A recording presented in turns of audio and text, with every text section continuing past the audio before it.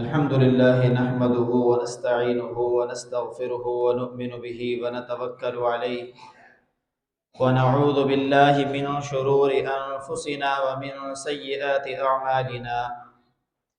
من يهده الله فلا مضل له ومن يضلله فلا هادي له. ونشهد أن لا إله إلا الله وحده لا شريك له. ونشهد أن سيدنا ومولانا محمدا عبده ورسوله. أما بعد فأعوذ بالله من الشيطان الرجيم. بسم الله الرحمن الرحيم. إن الله لا يغفر أن يشرك به ويغفر ما دون ذلك لمن يشاء. ومن يشرك بالله فقد افترى إثما عظيما. ألم تر إلى الذين يزكون أنفسهم بل الله يزكي من يشاء ولا يظلمون فتيلا. انظر كيف يفترون على الله الكذب وكفى به إثما مبينا. وقال النبي صلى الله تعالى عليه وسلم: أتاني جبريل عليه الصلاة والسلام هذه الليلة ليلة النصف من شعبان ولله فيها عتقاء من النار مثل شعور غنم قلب ولا ينظر الله إلى مشرك ولا إلى قاطع رحم ولا إلى مشاح ولا عاق لوالديه ولا إلى مسبل أو كما قال عليه الصلاة والسلام. صدق الله وصدق رسوله النبي الكريم ونحن على ذلك من الشاهدين والشاكرين والحمد لله رب العالمين. میرے معزز سامعین، میں نے آپ کے سامنے سورہ نساء کی چند آیات مبارکہ اور احادیث کے بے شمار مجموعے میں سے بیہقی کی ایک روایت تلاوت کی ہے۔ دعا ہے کہ اللہ رب العزت صحیح بیان کرنے کی توفیق عطا فرمائے، مجھے اور آپ کو اس پر عمل کرنے کی توفیق عطا فرما دے۔ الحمدللہ، اللہ رب العزت کے بے حد فضل اور کرم کے ساتھ ہم ایک بڑی رات کے اندر موجود ہیں۔ اللہ رب العزت کی چاہت کی وجہ سے یہ راتیں میرے اور آپ کی طرف متوجہ ہوتی ہیں۔ در حقیقت اللہ رب العزت کی چاہت ہر انسان محترم کے لیے یہی ہے کہ وہ اس دنیا میں کامیابی سے ہمکنار ہو کر اخروی میدان میں اپنے لیے مقام اعلیٰ علیین میں بنا لے اور جنت الفردوس میں اپنے لیے اعلیٰ مقام حاصل کر لے۔ اسی کے لیے یہ جا بجا بڑی راتیں میرے اور آپ کی طرف متوجہ ہوتی رہتی ہیں۔ یہاں بات ایک ذہن نشین کر لینی چاہیے کہ یہ بڑی رات اس لیے ہوتی ہیں کہ اللہ رب العزت اس میں انسانیت کے لیے بڑے بڑے اعلانات فرماتے ہیں۔ یہ کوئی تہوار نہیں ہوتی۔ تہوار اس لیے نہیں ہوتی کہ تہوار جو مسلمانوں کو اللہ رب العزت نے عطا فرمائے ہیں وہ تہوار جو مسلمانوں کے لیے تہوار کہلانے کے لائق ہیں وہ اللہ رب العزت نے دن کے ساتھ خاص کیے ہیں۔ جتنی راتیں اللہ رب العزت نے قیمتی مجھے اور آپ کو دی ہیں وہ کوئی تہوار نہیں ہوتی۔ تہوار ہوتا ہے دن میں، جیسا کہ مجھے اور آپ کو ہم سب کو معلوم ہے کہ عیدین جو ہیں وہ دن میں ہوتی ہیں، یہ ہمارے تہوار ہیں۔ جمعہ جو ہے وہ دن میں ہوتا ہے، یہ ہمارا تہوار ہے۔ اللہ رب العزت نے جو تہوار مجھے اور آپ کو دیے ہیں وہ دن سے تعلق رکھتے ہیں، اسی لیے تہوار میں کیے جانے والے کام تہوار میں کیے جائیں، اور جو بڑی رات جس وجہ سے بڑی رات کہی گئی ہے اس کے اندر وہی اعمال کیے جائیں۔ تہوار والے کام بڑی رات میں نہ کریں اور بڑی رات والے کام تہوار میں نہ کریں، وگرنہ آپ تہوار سے لطف اندوز نہیں ہو سکتے۔ اگر آپ تہوار اسلامی ہے اور اس کو مناتے ہیں تو وہ ویسے ہی عبادت ہے۔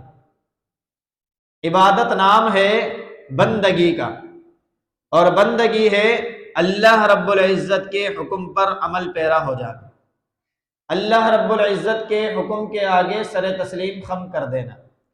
اللہ رب العزت نے جو نبی میرے اور آپ کی طرف محمد الرسول اللہ صلی اللہ تعالی علیہ وسلم مبعوث فرمائے، ان کے طریقوں پر چلنا، ان کے صحابہ نے جو کر کے دکھایا اس کے اوپر اپنی جان نچھاور کر دینا، یہ بندگی ہے۔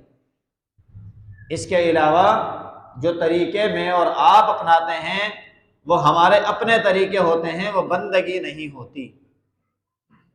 بندگی نوکری سمجھ لیں، جس طریقے سے ایک ملازم ایک فیکٹری میں رہتے ہوئے اپنے مالک کے حکم کی خلاف ورزی نہیں کر سکتا، اسی طریقے سے اس دنیا میں رہتے ہوئے ایک بندہ مومن اللہ کی بندگی اختیار کرنے والا اللہ کے حکم کے خلاف اس دنیا میں کرنے کی اس کو اجازت ہے۔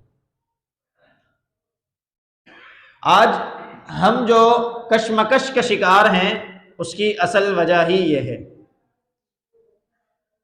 سنت اور بدعت، اس کی ایک مختصر کی سی جو تعریف ہے وہ اپنے ذہن میں اگر بٹھا لیں گے تو دیگر امور سے میں اور آپ اپنے آپ کو بچا لیں گے۔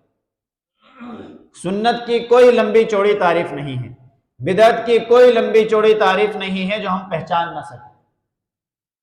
سنت کہتے ہیں نبی علیہ الصلاۃ والسلام سے محبت، نبی علیہ الصلاۃ والسلام کے طریقے کے مطابق، یہ سنت ہے۔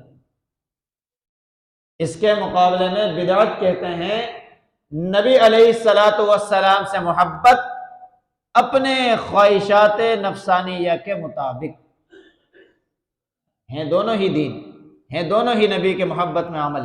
لیکن آپ مجھے بتائیں، جو چیزیں مجھے پسند ہیں، مجھ سے محبت کرنے والے کے لیے میں وہی چیزیں پسند کروں گا نا کہ یہ میرے پاس آئے تو اس طریقے سے آئے، یہ زیادہ لائق ہے، یا یہ کہ وہ اپنے طریقے اپناتا ہوا ہے اور میں کہوں جی ٹھیک ہے میرا چاہنے والا ہے۔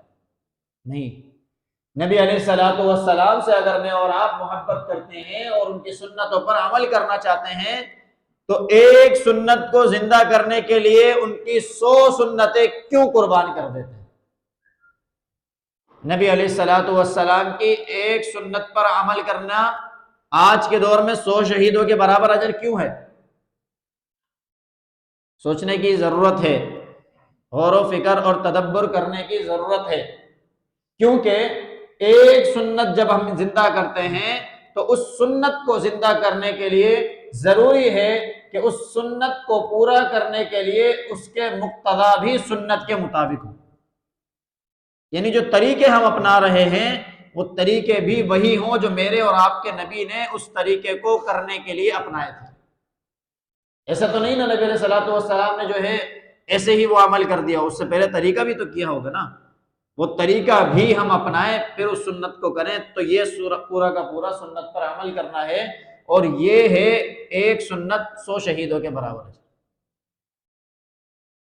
آج سارا مسئلہ یہ بن گیا ہے کہ ہم چاہتے ہیں کہ ہم جو ہے ان راتوں سے فائدے اٹھائیں، ان راتوں کی برکتیں حاصل کر لیں، ان سے تلذذ اٹھا لیں، اس کے بعد ہمارے مسائل حل ہو جائیں۔ لیکن ہوتا یہی ہے کہ راتیں آتی ہیں، اللہ رب العزت کی عطائیں ہماری طرف متوجہ ہوتی ہیں، اللہ رب العزت کے ملائک ہماری طرف متوجہ ہوتے ہیں، لیکن جب صبح اٹھتے ہیں تو صبح وہی پرانی والی ہوتی ہے، حالات کچھ تبدیل نہیں ہوتی۔ اس کی وجہ یہ ہے کہ ہم نے راستہ اپنی مرضی کے مطابق چنا ہوتا ہے۔ اگر اس طریقے کو پورا کرنے کے لیے راستہ بھی نبی علیہ الصلوۃ والسلام کا ہوتا تو نتیجہ بھی نبی علیہ الصلوۃ والسلام کے جیسا نکلتا۔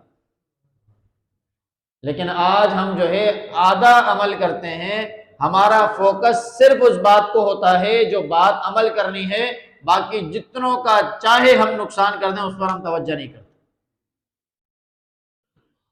آج آپ دیکھ لیں یہ 15 شعبان المعظم کی رات، اس کی اگر تحقیق کی جائے تو اس کی فضیلت میں علماء کا اختلاف ہے۔ کیوں اختلاف ہے؟ اختلاف کی وجہ یہ ہے کہ جتنی روایتیں اس رات کی فضائل ثابت کرنے کے لیے تلاوت کی جاتی ہیں، روایت کی جاتی ہیں، وہ ساری کی ساری سنداً ضعیف ہیں۔ میں نے آپ کے سامنے بیہقی کی روایت تلاوت کی ہے، یہ بھی ضعیف ہے۔ اس کے علاوہ 9 روایات اور ہیں، وہ بھی ضعیف ہیں۔ یہ جو روایت میں نے آپ کے سامنے تلاوت کی ہے، یہ ایک اور طریقے سے بھی روایت کی جاتی ہے، لیکن وہ بھی ضعیف ہے۔ لیکن فضیلت ثابت اس لیے ہے کہ فضائل ثابت کرنے کے لیے بھی ضعف روایت کافی ہے، ایک وجہ۔ دوسری وجہ اس کی یہ ہے کہ جب ایک ہی چیز کی فضیلت ثابت کرنے کے لیے بہت ساری ضعیف روایات آئیں تو پھر اس کا ضعف ختم ہو کر وہ حسن میں تبدیل ہو جاتا ہے۔ اسی لیے اس رات کے اندر بھی فضیلت ثابت ہونا یہ بے اتفاق ہوا، اس کے احادیث میں حسن ہونے کی وجہ سے۔ البتہ چند لوگوں کا اختلاف ہے، اختلاف کا احترام کرنا چاہیے۔ دوسرے نمبر پر اب اس رات میں کیے جانے والے اعمال، ان کا ذرا تفصیلی جائزہ لیا جائے۔ اس رات میں عبادات کرنا یہ ثابت ہے، اس کے لیے خیر القرون کے زمانے کو دیکھنے کی ضرورت ہے۔ خیر القرون کہتے ہیں کہ صحابہ، تابعین اور تبع تابعین کے زمانہ، کہ جو ہمارے لیے مشعل راہ ہیں، جو ہمارے لیے دلیل پکڑنے کا ایک مقام اور جگہ ہے۔ تو وہ بزرگان دین اس رات کے اندر کثرت سے عبادات کرنے کا اہتمام کرتے آئے ہیں۔ عبادت بھی کرنا صحیح ہے، لیکن طریقہ کوئی خاص نہیں ہے، اس لیے کہ یہ نفل عمل ہوتے ہیں، یہ فرض نہیں ہے، یہ واجب نہیں ہے۔ اگر فرض اور واجب ہوتا تو یہ ہمارے لیے بڑا پکڑ کا باعث بن جاتا۔ جو لوگ نہیں کر سکتے تو پھر پکڑ کا باعث ہوتا ان کے لیے۔ یہ نفل ہے کہ جس کو اللہ توفیق دے دیں وہ عمل کرے، اور جس کو نہ دیں تو وہ اللہ کی رضا میں راضی رہے۔ لیکن میرے اور آپ کے نبی کو جو دین دیا گیا ہے اور جو دین ہم تک پہنچا ہے، یہ دین بہت ہی آسان دین ہے۔ ایک مفتی صاحب جب مفتی کا کورس کرتے ہیں، ان کو جو سکھایا جاتا ہے، ان کو یہی سکھایا جاتا ہے کہ ان الدین یسرن، مفتی صاحب دین آسان ہے۔ لوگوں کے فیصلے کرتے وقت یہ ضرور اپنے ذہن میں رکھنا کہ جو فیصلہ سنا رہے ہیں یہ آسان ہو، مشکل نہ ہو، آسانی پیدا کرنا۔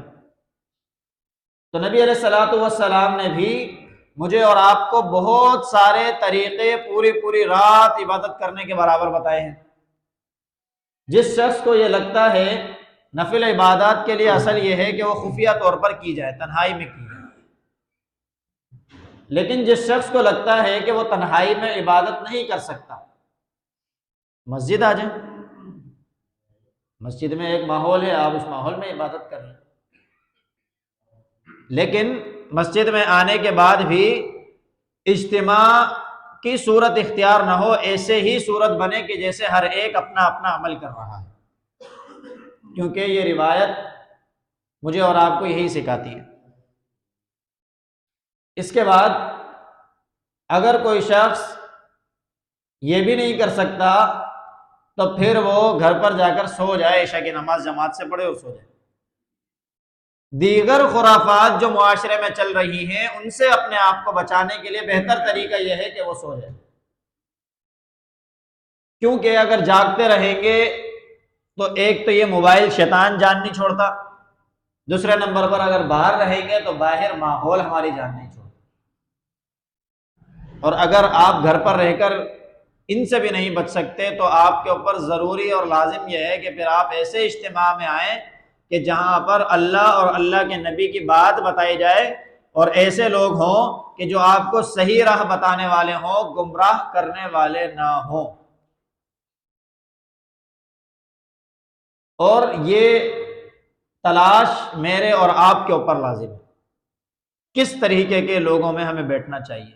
جب دنیا میں ہم ایک چیز اپنے لیے تلاش کرتے ہیں تو اچھے سے اچھی تلاش کرتے ہیں، دین کی بات آتی ہے تو پھر دین کیوں ایسے ادھر ادھر سے لے لیتے ہیں؟ بالتحقیق بات لینی چاہیے۔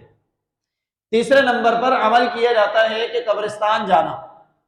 نبی علیہ الصلوۃ والسلام سے حضرت عائشہ صدیقہ طیبہ طاہرہ رضی اللہ تعالی عنہا ایک روایت نقل کرتی ہیں کہ میں رات کے پہر اٹھی تو نبی علیہ الصلوۃ والسلام کو اپنے ساتھ نہیں پایا، میں نبی علیہ الصلوۃ والسلام کی تلاش میں نکلی تو نبی علیہ الصلوۃ والسلام کو بقیع میں پایا، جنت البقیع میں۔ نبی علیہ الصلوۃ والسلام نے جو ہی مجھے دیکھا تو فرمایا کہ آپ کو یہ خوف تھا کہ میں دوسری ازواج کی طرف چلا گیا ہوں گا؟ نبی علیہ الصلوۃ والسلام نے فرمایا اللہ اور اللہ کے نبی کسی پر کوئی ظلم نہیں کرتے۔ آج کی رات اللہ رب العزت یطلع الی سماء الدنیا فیغفر لجمیع خلقہ الا مشرک او مشاہد۔ آج بڑی فضیلت والی رات ہے اے عائشہ، آج کی رات اللہ رب العزت تمام مخلوق کی مغفرت فرما دیتے ہیں مگر اس شخص کے علاوہ جو مشرک ہو اور جو کینہ رکھنے والا ہو، جو دشمنیاں پالنے والا ہو، اس کی مغفرت نہیں۔ اس روایت سے ثابت ہے کہ نبی علیہ الصلوۃ والسلام قبرستان جانے کا عمل 15 شعبان المعظم کی رات کو کیا۔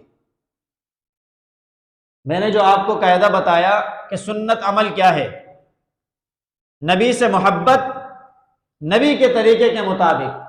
اگر آپ نبی علیہ الصلوۃ والسلام کی محبت میں قبرستان جانا چاہتے ہیں تو اسی طریقے سے جائیں جیسے نبی علیہ الصلوۃ والسلام گئے، کوئی شور شرابہ نہیں کیا تھا، بڑے آرام سے گئے تھے، اور برابر میں موجود حضرت عائشہ صدیقہ طیبہ طاہرہ رضی اللہ تعالیٰ عنہ کو بھی معلوم نہیں تھا کہ نبی علیہ الصلوۃ والسلام اٹھ کر کب چلے گئے۔ ایسے ہی آپ بھی جائیں، اور نبی علیہ الصلوۃ والسلام نے پوری زندگی میں ایک ہی دفعہ عمل کیا، آپ بھی ایک دفعہ کر لیں۔ آپ کا دل بار بار کرتا ہے بار بار ہر شعبان کی رات کو کریں، لیکن طریقہ یہی ہو۔ آج جو ہم کیفیات بنا لیتے ہیں اس کیفیت میں ہم اس عمل کی روح کو ختم کر دیتے ہیں۔ ایک اجتماع کی صورت لے کر جاتے ہیں اور اس اجتماع میں کوئی کسی کی غیبت کرتا ہے، کوئی کسی کے خلاف بات بولتا ہے، کوئی کسی سے ناراض ہو جاتا ہے، کوئی کسی کے دل میں بات لے آتا ہے، اور یہ سارے عمل وہ ہیں کہ جن کی مغفرت اس رات میں نہیں ہوتی۔ ہم قبرستان جانے کا عمل اس لیے کر رہے ہیں کہ ہماری مغفرت ہو جائے، لیکن اس کے ساتھ وہ عمل کر رہے ہیں کہ جو مغفرت کے خلاف اعمال۔ ذرا آگے آگے تشریف لیں۔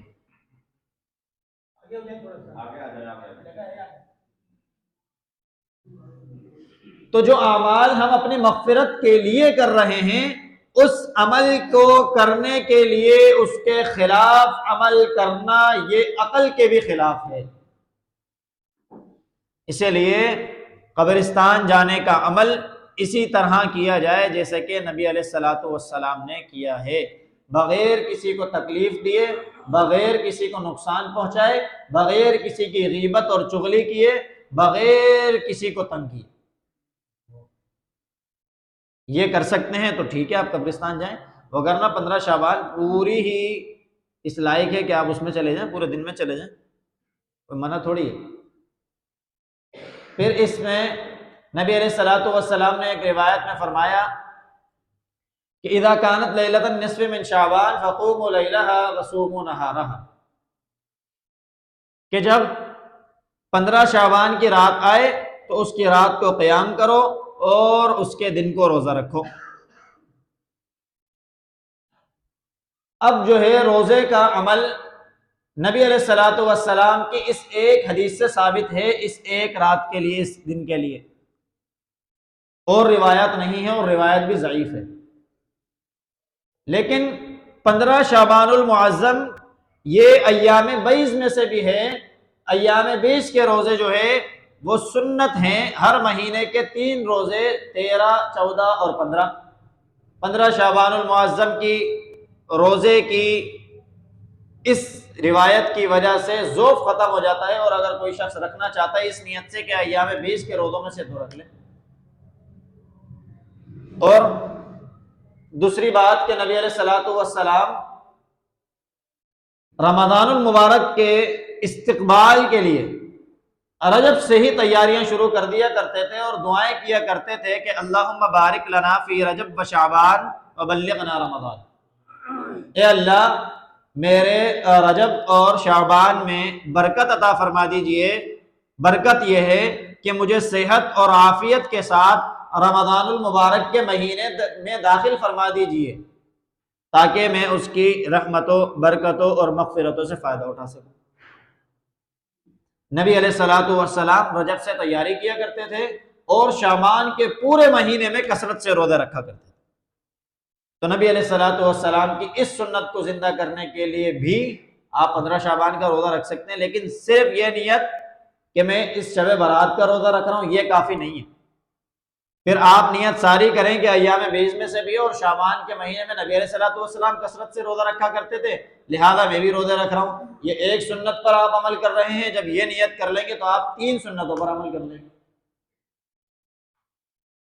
نبی سے محبت، نبی کے طریقے کے مطابق یہی سنت ہے، لہذا ہر عمل کے اندر نبی علیہ الصلوۃ والسلام کے طریقے کو ملحوظ خاطر رکھیں۔ البتہ جو خرافات ہو رہی ہیں اس سے ہر ایک کو بچنا چاہیے۔ یہ کسی مذہب کا مسئلہ نہیں ہے، یہ کسی فرقے کا مسئلہ نہیں ہے، یہ مسئلہ تو ہمارے معاشرے کا مسئلہ ہے کہ ایک بندہ عبادت میں مشغول ہے، ایک بندہ آرام میں مشغول ہے، تو ہمیں تو ہمارا دین یہ سکھاتا ہے کہ آپ کی عبادت کی وجہ سے بھی کسی کو تکلیف نہ ہو۔ چاہے جائیے کہ آپ پٹاخے باہر پھوڑیں اور مسجد میں لوگوں کو عبادت میں خلل ہو، گھر میں ماں، بہن، بیٹی کو عبادت میں خلل ہو، تو کتنی خطرناک بات ہوگی۔ اللہ کے نبی عبادت کرتے تھے، اسی حجرے میں کیا کرتے تھے، اور حضرت عائشہ صدیقہ طیبہ طاہرہ رضی اللہ تعالی عنہا کے پاؤں پر کبھی کبھی سر بھی لگ جایا کرتا تھا۔ اتنی چھوٹے حجرے کی کیفیت بتا رہا ہوں، اس میں بھی عبادت کے وقت ان کو پتہ نہیں ہوتا تھا کہ نبی علیہ الصلوۃ والسلام عبادت کر رہے ہیں، اتنی خفیہ عبادت۔ ہاں البتہ جب نبی علیہ الصلوۃ والسلام امت کے لیے رویا کرتے تھے تو وہ فرماتی ہیں کہ ایسی آواز آتی تھی جیسے ہانڈی ابل رہی ہے امت کے غم میں۔ آج وہی امت نبی علیہ الصلوۃ والسلام کی سنت کو زندہ کرنے کے لیے انہی کے طریقے کو پامال کر رہی ہے۔ یہ لمحہ فکریہ ہے۔ اسی طریقے سے آپ ذرا غور کریں کہ ہماری شریعت ہمیں حکم دیتی ہے کہ کوئی شخص اگر نماز میں اور ذکر اور اذکار میں مشغول ہے تو آپ اس کو سلام نہ کریں، حالانکہ سلام جو ہے ہمارا پہلا حق ہے ایک مسلمان کا مسلمان پر۔ نبی علیہ الصلوۃ والسلام نے فرمایا کہ تم پہلا کلمہ تمہارا سلام ہونا چاہیے، سلام کو تم آپس میں پھیلاؤ، سلام کو کثرت سے تم آپس میں پھیلا دو۔ کتنی روایات، لیکن اس کے باوجود بھی جب کوئی شخص عبادت میں مشغول ہے تو منع کر دیا کہ آپ اس کو سلام نہیں کریں۔ تو پھر ایک شخص عبادت میں ہو، ذکر و اذکار میں ہو، نوافل میں ہو، اور پھر پٹاخہ پھوڑ کر اس کی توجہ مبذول کر دی جائے، کتنا خطرناک عمل ہوگا۔ یہ بات ہمیشہ یاد رکھیں کہ جس چیز کی جتنی فضیلت ہوتی ہے اس کے اندر گناہ کی اتنی ہی بڑی قباحت ہوتی ہے۔ اللہ رب العزت کے ملائک میرے اور آپ کی طرف رحمتیں کھینچ کر لے کر آ رہے ہیں اللہ کے حکم سے، میں اور آپ کھینچ کر ان رحمتوں اور مغفرتوں کو الجھا رہے ہیں اور پھینک رہے ہیں کہ ہمیں نہیں چاہیے۔ کتنی بڑی قباحت ہے۔ اللہ رب العزت آسمان دنیا سے مجھے اور آپ کو، ہم سب کو دیکھ رہے ہیں کہ یہ میرا ذکر کرنے کے لیے بیٹھے ہیں اور کوئی شخص توجہ مبذول کرنے کے لیے پٹاخہ پھوڑ دے، کتنی بڑی قباحت کی بات۔ یہ عمل ایسا نہیں ہے کہ میں آپ کو کہہ رہا ہوں کہ ان لوگوں سے نفرت کریں، نفرت نہیں کرنی چاہیے۔ اسلام کا پہلا پیغام ہی محبت ہے کہ محبتیں بانٹیں۔ اگر محبت دل میں نہیں ہوگی تو ہم یہاں سے کوئی بھی مغفرت سمیٹ کر نہیں جا سکتے۔ ہم اگر ان پٹاخے پھوڑنے والوں کے لیے بھی دل میں نفرت لائیں گے پھر ہماری مغفرت نہیں ہے۔ ہاں یہ ضرور رکھیں کہ ہمارے نادان بچے ہیں، نادان بھائی ہیں، ان کو ذرا سمجھا دیں، لیکن یہ ایک دم سے نہیں ہوگا اچانک سے کہ آپ جو ہے اب جا کر ان پہ غصہ ہو جائے، ناراض ہو جائے، ایسا نہیں۔ یہ تربیت کی ضرورت ہوتی ہے اور اس کے لیے بڑی محنت کرنی پڑتی ہے۔ نبی علیہ الصلوۃ والسلام نے بھی 40 سال نبوت سے پہلے بڑی مشقت کی ہے، پھر نبوت کے بعد بھی نبی علیہ الصلوۃ والسلام نے کئی مشکلات اٹھائی ہیں، پھر ہجرت کرنی پڑ گئی، بڑے حالات آئے ہیں، اس کے بعد یہ معاملات طے ہوئے۔ میں اور آپ بھی نبی علیہ الصلوۃ والسلام کی سنتوں کو زندہ کرنے کے لیے انہی کے طریقے کو اپنائیں۔ اگر نصیحت کرنا بھی چاہتے ہیں تو نصیحت کے بھی 3 اصول ہیں کہ اگر آپ چاہتے ہیں کہ آپ جو بات کہہ رہے ہیں لوگ اس بات پر آمادہ ہو جائیں تو اس کے لیے ضروری 3 چیزیں ہیں۔ ایک یہ کہ جو بات آپ کہہ رہے ہیں وہ بات حق بات ہو، غلط نہ ہو۔ دوسری بات یہ کہ آپ جو بات کہہ رہے ہیں اس کے لیے طریقہ بھی آپ نے صحیح اور حق اپنایا ہو۔ تیسری بات یہ ہے کہ جو بات آپ دوسرے کے اندر دیکھنا چاہتے ہیں اس بات کے لیے آپ کے اپنے اندر بھی نیت بھی حق ہو کہ میں اسلام کا فائدہ چاہتا ہوں، اس سے اپنی ذات کا فائدہ مقصود نہ ہو۔ یہ 3 چیزیں ہوں گی، آپ کی زبان سے بات نکلے گی دوسرے میں اثر کر جائے گی۔ یہ 3 چیزیں نہیں ہوں گی، آپ کچھ بھی کرتے رہیں آپ کی بات اثر نہیں کرے گی۔ لہذا یہ ساری چیزیں اپنے ذہنوں میں ملحوظ خاطر رکھیں۔ اس رات سے فائدہ اٹھانے کے لیے یہ چیزیں بہت ضروری ہیں۔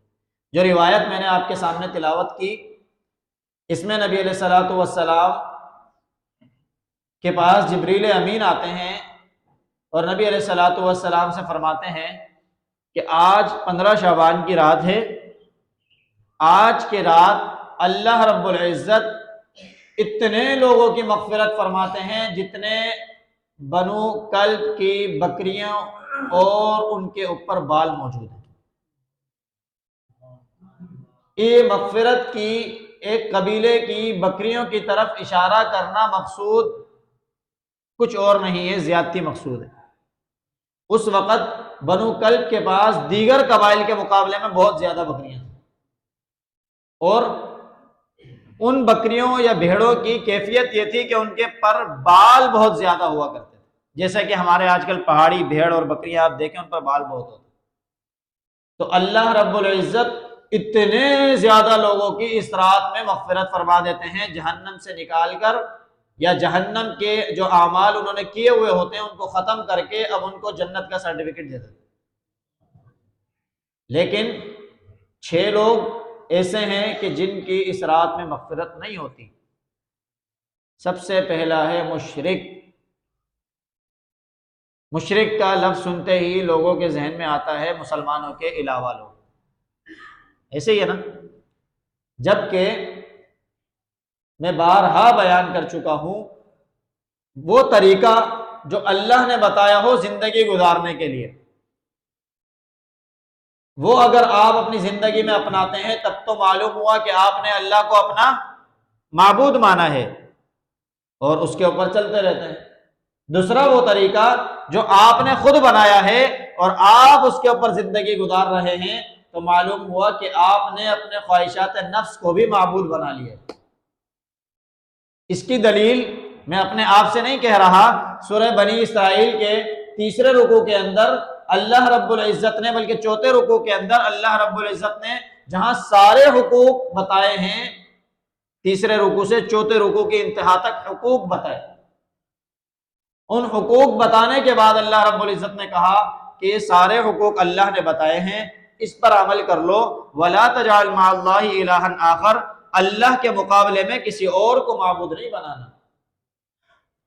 اگر اللہ کے اقوال کے مقابلے میں کسی اور کی بات کو ترجیح دیتے ہو تو گویا تم اس کو معبود بنا رہے. فَتُلْقَىٰ فِي جَهَنَّمَ مَلُومًا مَدْحُورًا، اگر ایسا کرو گے تو پھر جہنم میں اوندا منہ ڈال دیے جاؤ گے. اس لیے اللہ کی بات کو مانو، اللہ کے اصول پر چلو، یہی کامیابی ہے.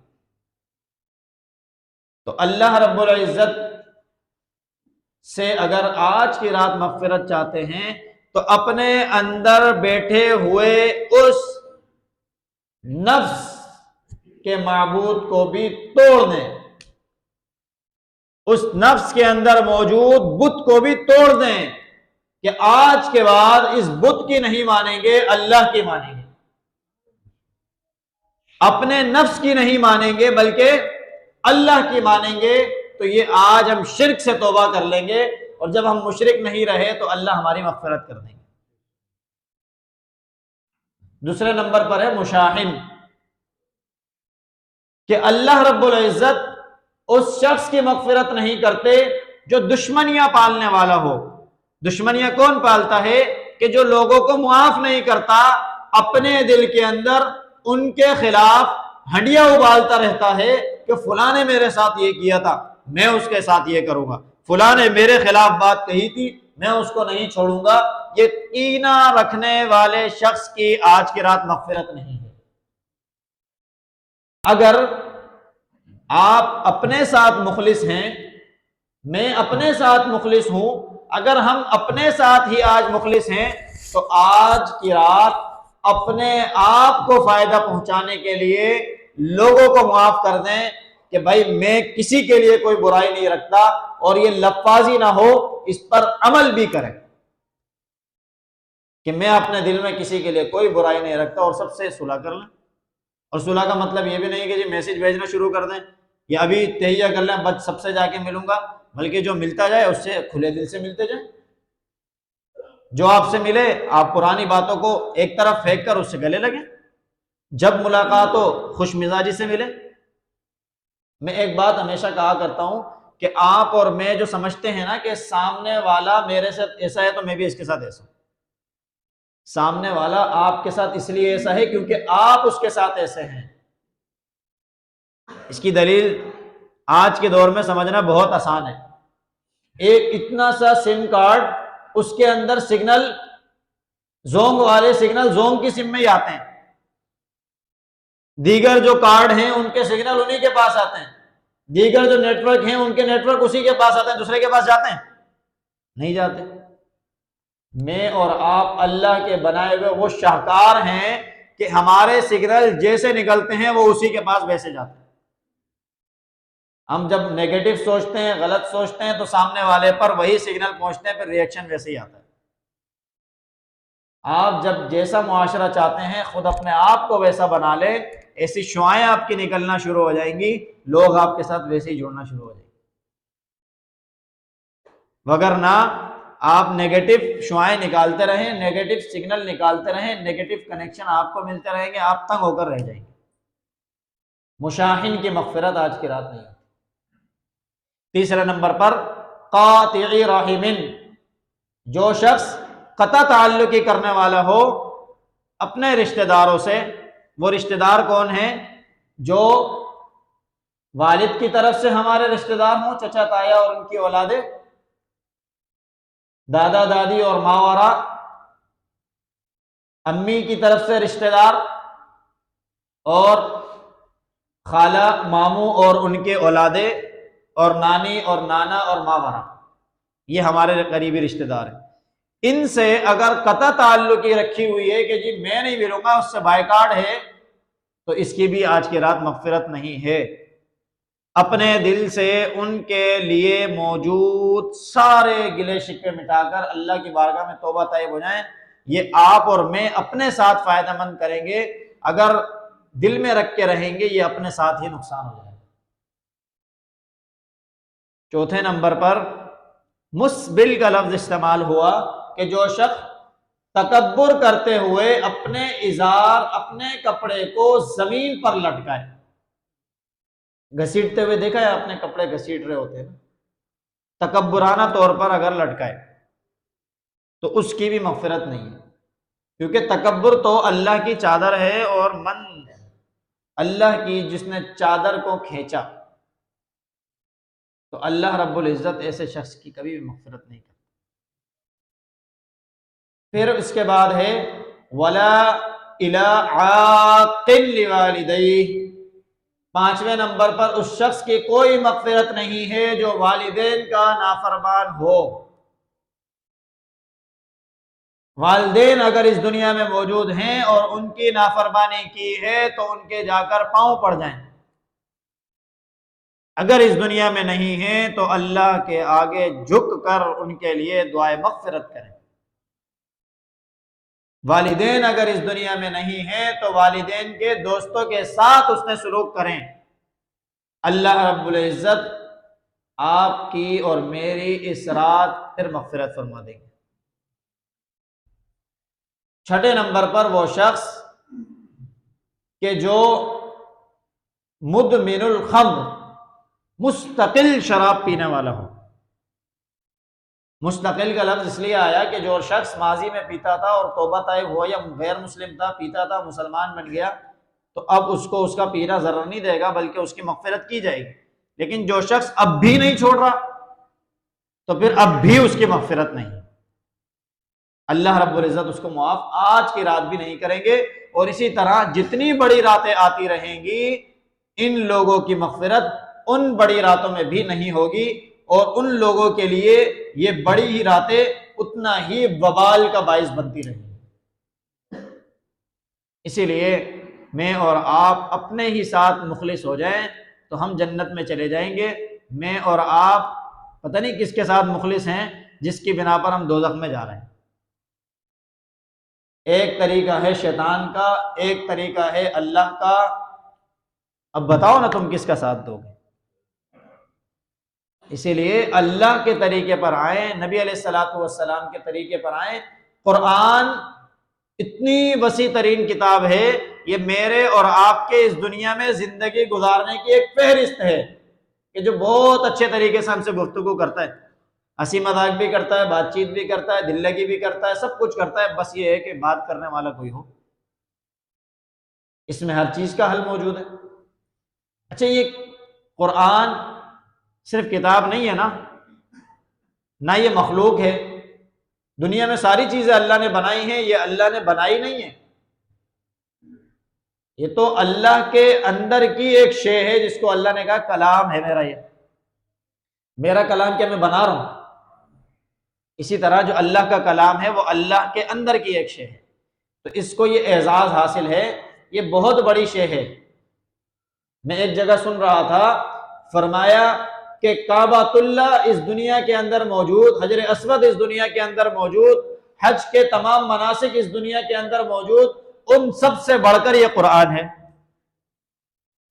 ہم ان کے لیے تو کہاں کہاں کتنی کتنی جد و جہدیں کرتے ہیں، لیکن یہ قرآن جو گھر میں موجود ہے اس کو چومنے کی فکر نہیں کرتے، اس کے پاس آنے کی اور اس کے اوپر عمل کرنے کی توجہ نہیں کرتے۔ وہاں حجر اسود کو بوسہ دینے کے لیے بڑی لمبی لائن لگاتے ہیں، لیکن یہاں گھر میں موجود قرآن کو کھول کر اس کی آیت اور اس کے حکم پڑھ کر کبھی اس کو نہیں چومتے۔ یہ لمحہ فکری ہے۔ افلا یتدبرون القرآن، لوگوں کیا ہوا ہے، کیوں اللہ کے قرآن میں غور و فکر نہیں کرتے؟ ام علی قلوب اقفالها، اللہ پوچھ رہے ہیں سورہ محمد کے اندر، بتاؤ کہ تمہارے دلوں پر تالے لگ گئے ہیں کہ تم اللہ کے قرآن میں غور و فکر نہیں کرتے؟ یہ شیطان چھوٹی چیزوں کو بہت بڑا کر کے دکھا رہا ہے، معاف کرنے کو بہت بڑا کر کے دکھاتا ہے۔ کیسے معاف کروں؟ میں قرآن سامنے موجود ہے، منبر پر موجود ہوں، میں مسجد میں موجود ہوں، میں آپ سے کہہ رہا ہوں، میں اللہ رب العزت کی طرف سے آپ کو کہہ رہا ہوں، آپ لوگوں کو معاف کر دیں، دیکھیں یہ زندگی کتنی آسان اور سکون والی ہمارے لیے بن جاتی۔ ہم اپنے آپ خود مشکلیں بنا رہے ہیں۔ اس دین میں کوئی مشکل کام نہیں ہے، اس دین کے اندر کوئی مشقت نہیں ہے، اس دین کے اندر تو سراپا محبت ہے، اس دین کے اندر تو سراپا اطمینان ہے۔ اطمینان تب ملتا ہے جب بندہ بوجھل نہ ہو، جب بندہ ہلکا پھلکا ہو. لیکن میں اور آپ تو اپنے آپ کو خود ہی کینہ رکھ کر، بغض رکھ کر، جھوٹ فراڈ رکھ کر خود بوجھل کیے رہتے ہیں، تنگ ہوتے ہیں، اتنی بیماریاں، فلاں بیماری. یہ شرک، ان اللہ لا یغفر ان یشرک بہ، اللہ معاف نہیں کریں گے کہ اللہ کے ساتھ کسی کو شریک کیا جائے. ومن یشرک باللہ، اور جس نے اللہ کے ساتھ کسی کو شریک کیا، فقد افتری اثما عظیما، اس نے دنیا کا سب سے بڑا گناہ اپنے ذمہ لے لیا. اور آگے اللہ رب العزت فرما رہے ہیں الم تر الی الذین یزکون انفسهم، کیا تم ان لوگوں کو نہیں دیکھتے جو اپنے نفس کا تزکیہ کرتے ہیں؟ بل اللہ یزکی من یشاء، بلکہ اللہ جس کو چاہتے ہیں تزکیے کی توفیق دے دیتے ہیں. ولا یظلمون فتیلا، کسی پر ظلم نہیں کیا جاتا. اللہ نے سب کو بتایا ہے کہ جی یہ کامیابی کے اصول ہیں، پھر بھی نہیں کرتے. یہ محاسبے کی رات ہے، یہ تزکیے نفس کی رات ہے کہ میں اپنے آپ کو کیسا گزارتا. یہ 6 صفت جو ہیں اللہ کے فضل سے، چھٹی صفت تو کسی میں بھی نہیں ہے ہم میں، کہ ہم شراب کے عادی نہیں ہیں. لیکن ہو سکتا ہے ہم میں سے کوئی ماں باپ کا نافرمان ہو، اپنا تزکیہ کرے. ہو سکتا ہے کہ ہم میں سے کبھی ہم نے ایسا عمل کیا ہو کہ اپنے کپڑوں کو لٹکایا ہو کہ لوگ دیکھیں. ہو سکتا ہے کہ ہم میں سے کوئی رشتہ داروں سے قطع تعلقی کرنے والا ہو. ہو سکتا ہے کہ ہم میں سے کوئی ایسا ہو کہ جس نے دشمنی پال رکھی ہو، کینہ رکھا ہو. ہو سکتا ہے کہ ہم نے اپنی خواہشات نفس کی کبھی اللہ کے اصول کے مقابلے میں پیروی کی ہو. یہ 5 اصول بقیہ بچے ہیں، اس کے مقابلے میں اپنا محاسبہ کر لیں. یہ محاسبہ کرتے جائیں، اگر جو چیز موجود ہو اس کو صحیح کرتے جائیں. آج کی رات، یہ تزکیے کی رات، یہ محاسبے کی رات، یہ اس لیے ہے کہ آگے آنے والا ہے رمضان. یہ رمضان کے استقبال کے لیے اللہ نے دی ہے کہ ابھی سے اپنے آپ کو ہلکا پھلکا کر لو، اللہ سے مغفرت کروا لو، تاکہ رمضان کے اندر اللہ کی عبادتوں میں دل لگنے لگ جائے، کمر بستہ ہو جاؤ رمضان سے فائدہ اٹھانے کے لیے. اصل آنے والا رمضان ہے. مخصوص چیزوں سے فائدہ حاصل کرنے کے بجائے اپنے آپ کو دین پر مستحکم کر لو کہ آج کے بعد اپنی زندگی پوری ایسے گزاروں گا. یہ ایک رات کے لیے عمل تھوڑی ہے، یہ تو ساری زندگی کے لیے عمل ہے. مدمن الخمر کے مقابلے میں آپ سمجھے نا کہ اللہ نے کہا ہمیشہ پینے والا ہو، آج کی رات بولے میں چھوڑ دیتا ہوں تاکہ مغفرت مل جائے، کل پھر پی لوں گا. تو کیا ایسے شخص کو آپ کہیں گے کہ یہ شراب چھوڑنے والا ہے؟ تو نہیں کہیں گے.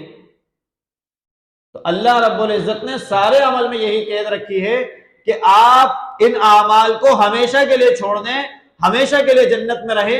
کیوں اپنے آپ کو جہنم میں ڈالتے ہو بھائی؟ اللہ رب العزت کی چاہت یہ ہے کہ میں اور آپ ہم سب جنت میں اکٹھے ہو جائیں. اللہ رب العزت کی چاہت یہ ہے کہ میں اور آپ ہم سب نبی علیہ الصلوۃ والسلام کے امتی ہونے کی وجہ سے حشر کے میدان میں کامیاب ہو جائیں. اللہ رب العزت کی چاہت یہ ہے کہ میں اور آپ نبی علیہ الصلوۃ والسلام کے ہاتھ سے کل قیامت کے دن جام کوثر نوش کر فرما لیں. اللہ رب العزت کی چاہت یہ ہے کہ کل قیامت کے دن پلے صراط کے اوپر سے برق رفتاری سے میں اور آپ ہم سب گزر جائیں. اللہ رب العزت کی چاہت یہ ہے کہ ملائکہ رضوان جو جنت کے ملائک ہیں وہ میرے اور آپ کا استقبال کر لیں. اللہ رب العزت کی چاہت یہ ہے کہ جنت کے اندر اللہ رب العزت کی صدارت میں نبی علیہ الصلوۃ والسلام جہاں مہمان خصوصی ہوں اس مجلس میں میں اور آپ ہم سب شریک ہو جائیں. اللہ رب العزت کی چاہت یہ ہے کہ میں اور آپ ہم سب جہنم کے اس بدترین مجلس سے بچ جائیں جس کی صدارت شیطان کر رہا ہو. اللہ رب العزت کی چاہت یہ ہے کہ میں اور آپ ایسے ہی پاک ہو جائے جیسا کہ ہمارا دین پاک صاف. اللہ رب العزت کی چاہت یہ ہے کہ میں اور آپ جب مسجد میں آنے کے لیے پاک صاف ہوتے ہیں ایسے ہی جیسے اپنے ظاہر کو پاک کرتے ہیں اندر سے بھی ایسے ہی ستھرے ہو جائیں. اللہ رب العزت کو گند پسند نہیں ہے. ان اللہ طیب یحب الطیب، اللہ رب العزت پاک ہیں، پاکی کو ہی پسند کرتے ہیں.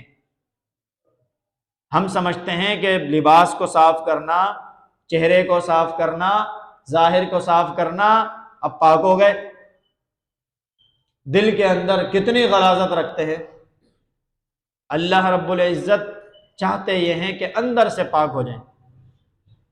میں ہمیشہ یہ کہا کرتا ہوں کہ یہ جو اعضاء جن کو ہم پاک صاف کر رہے ہیں یہ تو ہمارے ہیں ہی نہیں، یہ تو ٹول ہے، ٹول سمجھتے ہیں، اوزار۔ اوزار اصل تھوڑی ہوتے ہیں، اصل تو کام ہوتا ہے۔ اللہ رب العزت نے مجھے اور آپ کو اس دنیا میں منوانے کے لیے یہ اوزار دیے ہیں۔ ہم محنت اوزاروں پر کر رہے ہیں، کام ٹکے گا نہیں کر رہے۔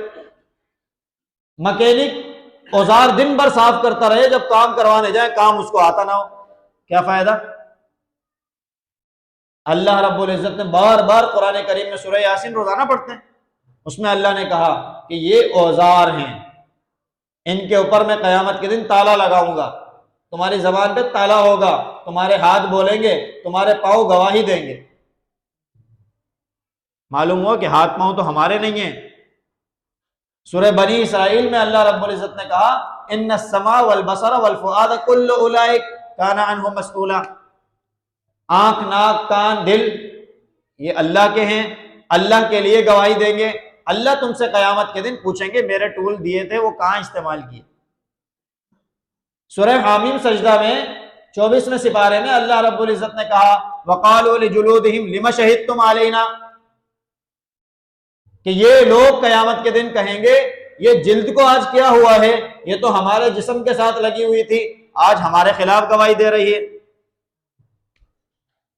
کیوں؟ کیونکہ یہ اللہ نے دی تھی، یہ اللہ کی دی ہوئی ایک امانت اور ٹول تھا، وہ اللہ نے واپس لے لیا، اب اللہ کے لیے گواہی دے گی۔ تو ہم کہاں ہیں؟ ہم وہ اندر ہیں کہ جس کو اصلاً صاف کرنا چاہیے تھا، ہم اس بے وقوف مکینک کی طرح باہر کو صاف کر رہے ہیں، اندر کو گندا کر رہے ہیں۔ حقیقت کو پہچانیں، اپنے اندر کو پاک صاف کریں اور اللہ رب العزت کی حقیقی مغفرت کے حقدار بن جائیں۔ یہ باطن کو پاک کیے بغیر کچھ حاصل نہیں ہونے والا۔ ظاہر کے اوپر محنت کریں ضروری ہے، لیکن باطن کے اوپر محنت کرنا اصل مقصد ہے۔ ظاہر کو صاف کرنا اس لیے ضروری ہے کہ پھر اچھا لگے کہ اندر بھی صاف ہو۔ ایک شخص باہر کی جھاڑو دیتا رہے اور گھر گندا ہو، کیا فائدہ باہر کی جھاڑو دینے کا؟ اور ایک شخص اپنے باہر کی اگرچہ جھاڑو نہ دے لیکن گھر صاف ستھرا رکھنے والا ہو، تو اندر آنے کے بعد پتہ لگتا ہے جی بندہ کوئی ہے۔ تو اندر کا صاف ہونا بہت ضروری ہے، اور جو دونوں صاف رکھ لے تو کیا ہی بات ہوتی ہے، لوگ بھی خوش ہوتے ہیں، یار اس نے اپنا اندر کا گھر بھی اچھا خاصا اچھا بنا رکھا ہے، صاف ستھرا، باہر بھی اچھا کیا ہوا ہے، دل خوش ہو گیا اس کے پاس۔ جب آپ اپنے اندر اور باہر سے ایک ایسے پاک صاف ہو جائیں گے تو لوگوں کو آپ کے پاس آنے سے پہلے یہ فیلنگ ہوگی کہ بہت بہترین بندہ ہے۔ اپنے اندر سے بوجھ کو ختم کریں، تنگیوں کو ختم کریں۔ اللہ رب العزت کے قریب ہونے کا یہ بہترین ذریعہ، یہ آج کی رات محاسبہ کر لیں، ہر ایک بندہ اپنا محاسبہ کرے۔ اللہ رب العزت کی اس پیکج، اس بونس سے فائدہ اٹھانے کے لیے ہر ایک اپنے آپ کو آج کی رات ہلکا کر لے۔ ہم نہاتے ہیں اپنے جسم کا بوجھ ہلکا کرنے کے لیے، باہر کی فکر کر رہے ہیں، اس اندر کو بھی اللہ کے نور سے نہلانے کی کوشش کر لیں۔ وہ نور یہی ہے کہ غور و فکر کر کے گناہوں کو زائل کریں۔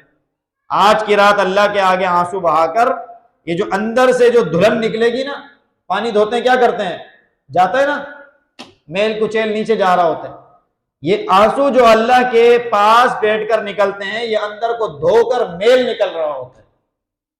اس میل کو آج کی رات نکال کر اپنے باطن کو پاک کر لیں تاکہ اس رات سے بھرپور فائدہ اٹھا سکیں۔ دعا ہے کہ اللہ رب العزت خود مجھے بھی ان باتوں پر عمل کرنے کی توفیق عطا فرمائے، آپ تمام میں سے ہر ایک کو بھی عمل کی توفیق عطا فرما دیں۔ وآخر دعوانا ان الحمد للہ رب العالمین۔ کسی کا کوئی سوال ہے؟